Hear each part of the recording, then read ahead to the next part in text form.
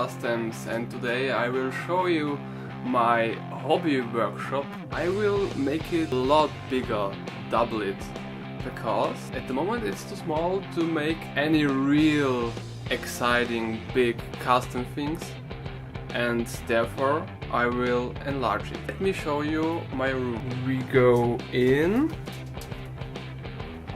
We live in a student living community and it's my room. That's the space I want to use as my bigger workshop. Yes, and behind this is my workshop. So let me show you. Ta-da! We go in and you see my actual workshop.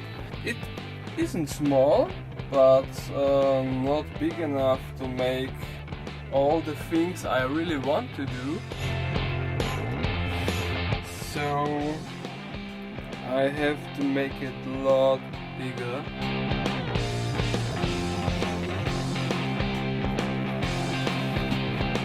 So therefore I will give the floor a second floor to protect the original floor, and then I will change this wall.